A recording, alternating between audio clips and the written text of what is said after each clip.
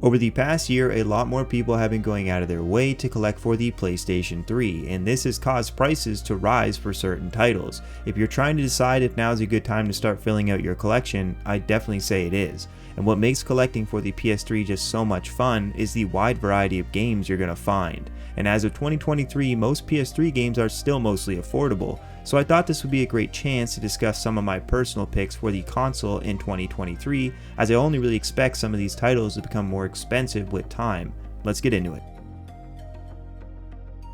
Alrighty, so starting off my list is a game that's not perfect, but it's still got a lot going for it, and that game is Fairy Tale Fights. I remember this was a game that was highly anticipated when it was coming out, but it ended up receiving pretty mediocre reviews at the time of its release. Many critics back in 2009 found the game to be very promising, but just repetitive.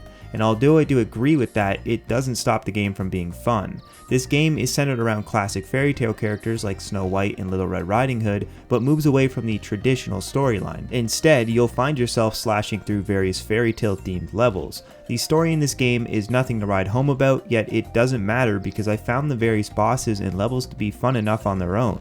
Now sadly, the different playable characters do not have any unique special abilities, and I personally wasn't a huge fan of the control scheme, but regardless, I still had a lot of fun with the game and enjoyed sliding around on blood while slicing up enemies. For anyone who likes mindless hack and slashes, this is definitely a must grab, with it only being about $20 for a used copy. Moving along, the next game on my list is Time Crisis 4. As far as I'm aware, this is the only game on the PS3 that utilizes the light gun mechanic. What this means is the game came bundled with a pair of sensors and a plastic light gun. A few years later, Namco did end up releasing Time Crisis Raising Storm, but that utilized the Move controllers, which just weren't nearly as good compared to the original light gun. So I decided to recommend this first entry on the PS3 since it's a fun but simple way to try out the Time Crisis series. The storyline is based around two secret agents who are investigating a series of terrorist groups involved in weapons trafficking. This sets the tone for some pretty cool boss segments that definitely challenge your aim. I also enjoyed trying out different weapons and using the automatic dodge feature, which makes it possible to avoid taking damage.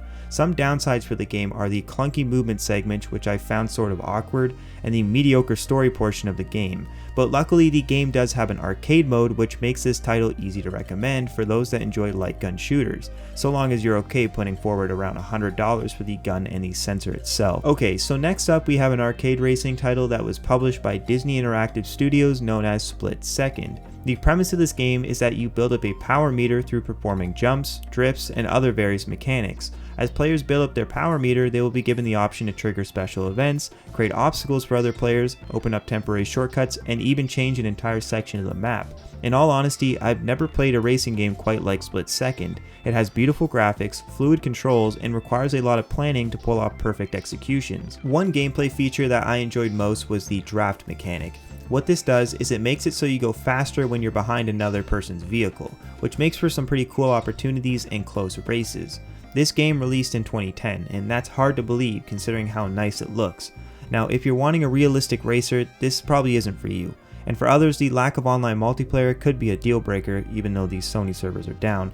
But for those that want a quick arcade racer that challenges your reaction time, this is a must grab for only $10. The next game is another hack and slash that was quickly forgotten by many, and that game is Killer is Dead. This game was one that I enjoyed a lot as it comes from the same people who made Killer 7, No More Heroes, Lollipop Chainsaw, and then all of those other games that have weird storylines. And while Killer is Dead is no exception to that rule. The game begins with you playing as Mondo, who is an assassin that goes on missions to execute people and monsters who have been tainted by dark matter. It's not a very long game, but the ending is worth playing through, and the various levels offer up a pretty cool atmosphere. Very few games I've played successfully pull off such an eerie and creepy world design, but it's not all good. Remember how I was saying this was a hack and slash? Well, it can be a repetitive one that has some really long dragged out sections in various levels. This led to the game receiving poor critic scores as a lot of content throughout the game was reused, but the boss battles and atmosphere still make the game fun to play through. Currently this game sits at around $20 and is definitely worth grabbing at that price point. My last and final game is The Darkness. This is a great first-person shooter that puts you in the place of Jackie Estacado, the main character who is betrayed by his uncle who thinks Jackie is after his position as the Dawn. This causes a spiral of events where Jackie becomes cursed by the darkness as he seeks revenge against his uncle. The gameplay is very unique as you learn to control the darkness with different abilities and shoot your way through levels. It's a very intense, violent game that has a lot of depth to it. Some things that I personally enjoyed were these side missions that can be activated by simply just talking to strangers throughout the game, and the sad but realistic storyline that occurs. Along with that, the PS3 version of this game has been known to run a lot smoother with less input delay compared to the Xbox 360, making it an easy title to recommend at only $10. And that concludes my list.